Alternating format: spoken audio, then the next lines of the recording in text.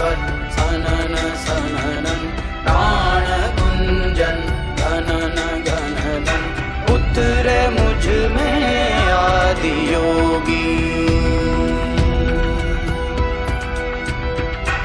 उतरे मुझ में आदि योगी। Even without doing any activity, you can still manifest what you want if you organize these 4 dimensions in one direction and keep it unwavering in that direction for a certain period of time. Now he believes Shiva will do it for him and it will happen. So is Shiva going to come and build your house? No, I want you to understand, God will not lift his little finger for you. What has not happened till now on this planet can happen tomorrow. Human beings are capable of making it happen tomorrow.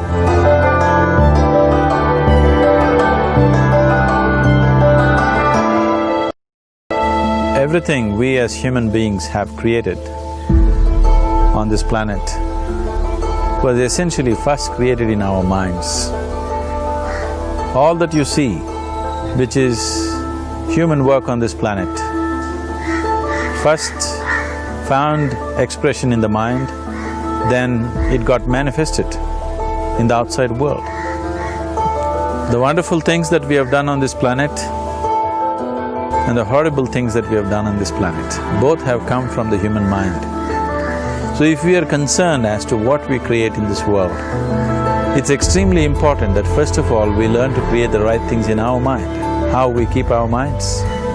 If we do not have the power to keep our minds the way we want it, what we create in the world is also going to be very accidental and haphazard.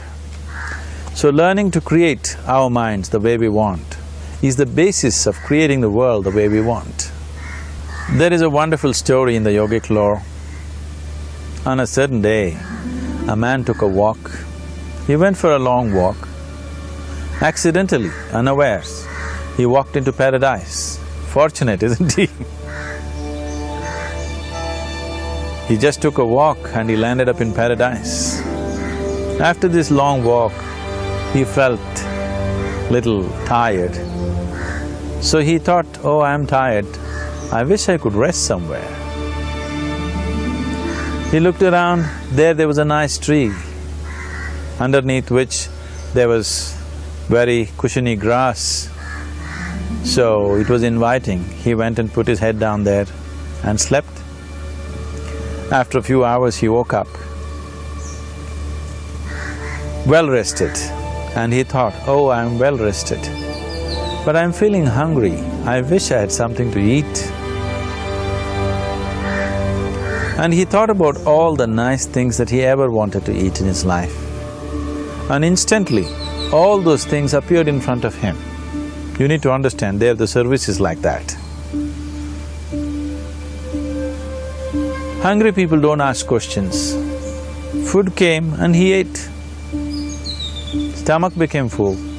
Then he thought, oh, my stomach is full, I wish I had something to drink.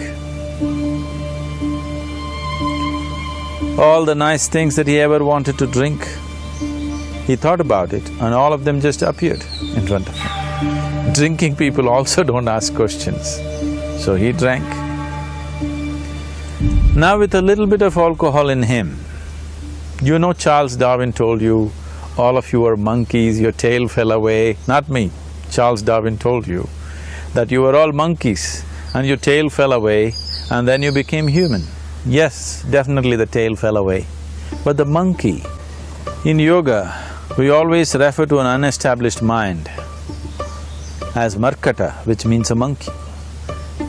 Why we are referring to the mind as a monkey is, what are the qualities of a monkey?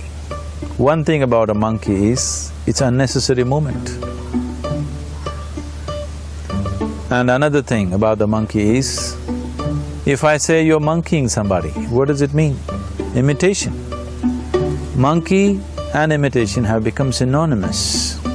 So these two essential qualities of a monkey are very much the qualities of an unestablished mind. Unnecessary movement, you don't have to learn it from the monkey, you can teach it to the monkey. And imitation is full-time job of the mind.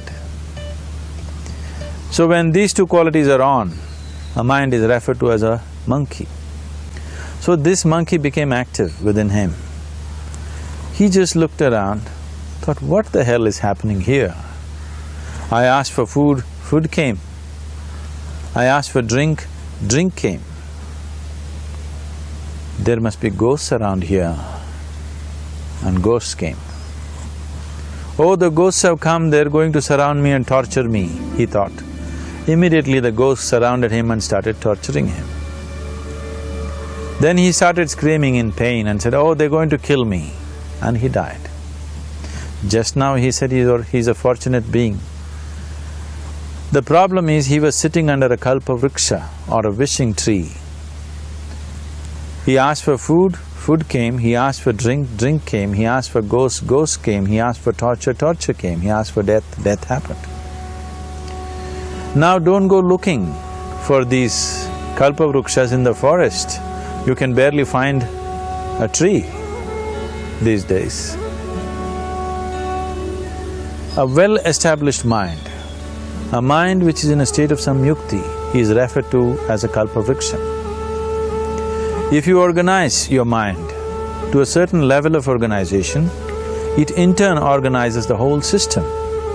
Your body, your emotion, your energies, everything gets organized in that direction. Once all these four dimensions of you, your physical body, your mind, your emotion and the fundamental life energies are organized in one direction. Once you are like this, anything that you wish happens without even lifting a little finger actually. It would help to assist it with activity, but even without doing any activity, you can still manifest what you want if you organize these four dimensions in one direction and keep it unwavering in that direction for a certain period of time. Right now the problem with your mind is, every moment it is changing its direction. It is like you want to travel somewhere and every 2 steps if you keep changing your direction, the question of you reaching the destination is very remote unless it happens by chance.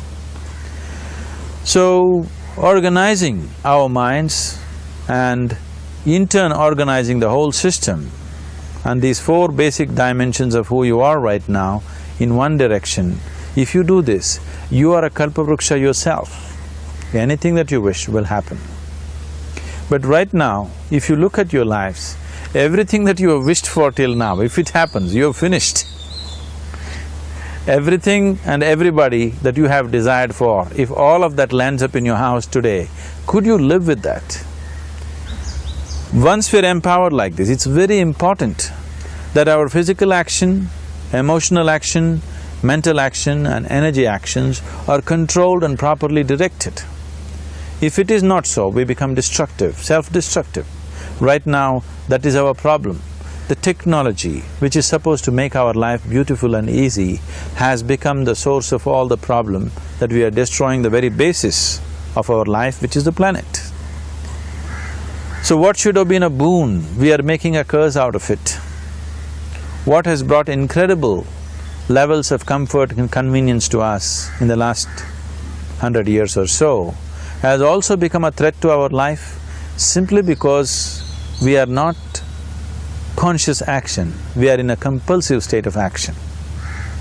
So organizing our minds fundamentally means moving from a compulsive state of activity to a conscious state of activity. You might have heard of people for whom they asked for something and beyond all expectations it came true for them. Generally this happens to people who are in faith. Now, let's say you want to build a house. If you start thinking, oh, I want to build a house. To build a house I need 50 lakhs, but I have only 50 rupees in my pocket. Not possible, not possible, not possible. The moment you say not possible, you are also saying I don't want it. So on one level, you're creating a desire that you want something, on another level, you're saying I don't want it. So in this conflict, it may not happen. Someone who has some faith in a god or in a temple or whatever, who is simple-minded. Faith works only for those people who are simple-minded. Thinking people who are too much thinking, for them it never works. A childlike person who has a simple faith in his god or his temple or whatever. He goes to the temple and says, Shiva, I want a house. I don't know how, you must make it for me. Now in his mind there are no negative thoughts. Will it happen? Will it not happen? Is it possible? Is it not possible? These things are completely removed by this simple act of faith. Now he believes Shiva will do it for him and it will happen. So is Shiva going to come and build your house? No, I want you to understand, God will not lift his little finger for you. What you refer to as God is the source of creation. As a creator, he has done a phenomenal job, there's no question about it. Could you think of a better creation than this? Is it in anybody's imagination to think anything better than what is there right now? So as a creator, he has done his job wonderfully well. But if you want life to happen the way you want it, because right now, the very crux of your happiness and your well-being is this. If at all if you're unhappy, the only and only reason why you're unhappy is life is not happening the way you think it should happen. That's all it is. So if life is not happening the way you think it should happen, you're unhappy. If life happens the way you think it should happen, you are happy. It's as simple as that. So if life has to happen the way you think it should happen, first of all, how you think, with how much focus you think, how much stability is there in your thought, and how much reverberance is there in the thought process will determine whether your thought will become a reality or is it just an empty thought. Or how you do not create any impediments for your thought by creating negative thought process. This possible is something possible or not possible, is destroying humanity. What is possible and not possible is not your business, it's nature's business. Your business is just to strive for what you want. Right now you're sitting here, if I ask you two simple questions, I want you to just look at this and answer this. Right now from where you're sitting, can you just fly off? You say no. Right now from where you're sitting, can you get up and walk? You'll say yes. What is the basis of this? Why you say no to flying and yes to walking? Because past experience of life, many times you've gotten up and walked, never did you fly off. Or in other words, you're using the past experience of life as a basis for deciding whether something is possible or not possible. Or in other words, you have decided that what has not happened till now cannot happen in your life in future. This is a disgrace to humanity and the human spirit. What has not happened till now on this planet can happen tomorrow. Human beings are capable of making it happen tomorrow. So what is possible and what is not possible is not your business. That is nature's business. Nature will decide that. You just see what is it that you really want and strive for that. And if your thought is created in a powerful way, without any negativity, without any negative thoughts bringing down the intensity of the thought process, the first and foremost thing is you must be clear what is it that you really want.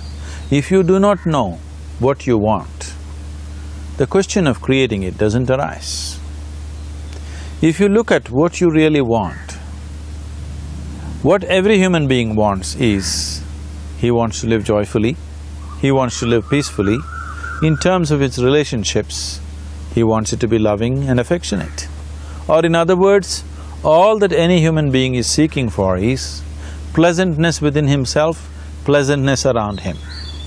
This pleasantness, if it happens in our body, we call this health and pleasure. If it happens in our mind, we call this peace and joy. If it happens in our emotion, we call this love and compassion. If it happens in our energy, we call this blissfulness and ecstasy.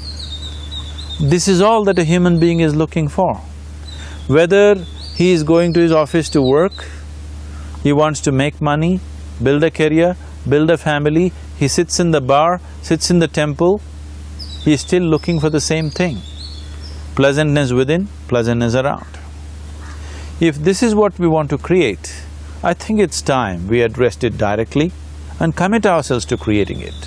So you want to create yourself as a peaceful human being, joyful human being, loving human being, a pleasant human being on all levels. And do you also want a world like this? A peaceful world, a loving world, a joyful world? No, I want greenery, I want food. When we say a joyful world, that means everything that you want has happened. So this is all that you're looking for.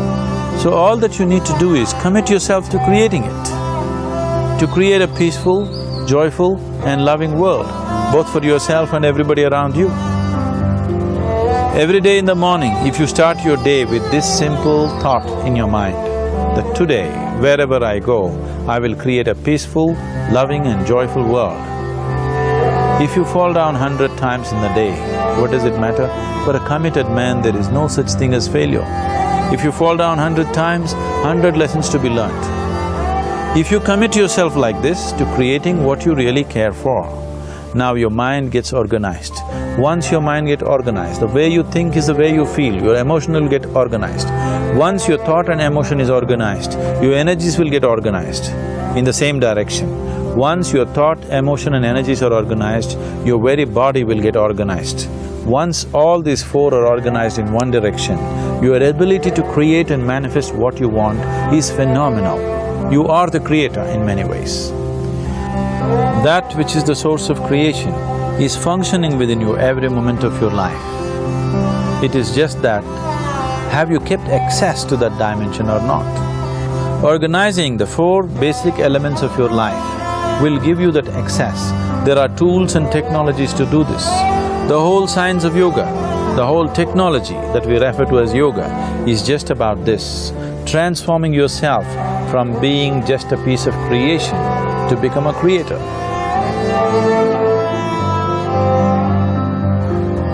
It is my wish and my blessing that every human being in this world should have this access to the source of creation within himself so that he can function here as a creator, not just as a piece of creation.